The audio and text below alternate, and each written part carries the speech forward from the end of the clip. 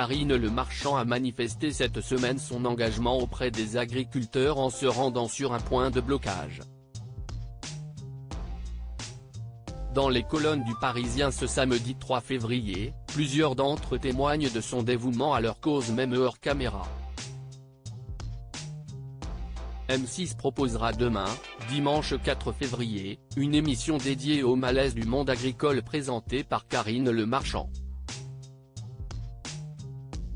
Il faut dire que l'animatrice de l'Amour est dans le pré n'a pas hésité à se rendre sur les points de blocage pour apporter son soutien aux agriculteurs.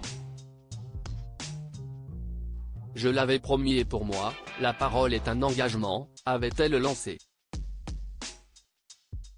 Si son apparition médiatisée a fait grincer les dents de certains, la présentatrice phare de M6 l'a assumé. Il ne fallait pas venir pour 2 ou 3 rageux ? J'ai besoin de faire de la com, vous pensez, à mon âge ? Je me fous complètement de ces gens-là, avait-elle revendiqué. Elle a surtout fait plaisir aux principaux intéressés comme le rapporte Le Parisien dans un long sujet dédié à l'engagement de Karine Le Marchand aux côtés des agriculteurs. Un ancien ministre de l'Agriculture loue la sincérité de l'animatrice parmi les témoins cités dans cet article. Julien Denormandie, ministre de l'Agriculture de Jean Castex, loue l'engagement sincère de la complice de Stéphane Plaza. Elle est sincère. Karine Le Marchand est une femme d'engagement et de conviction. Elle n'hésite jamais à mettre sa notoriété au service des agriculteurs et de leur cause. Elle cherche à renforcer le lien entre eux et les citoyens, et pas uniquement à travers ses émissions, souligne-t-il ainsi.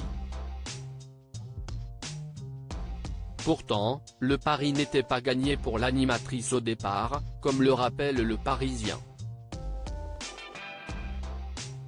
À mes débuts, je posais des questions débiles aux agriculteurs.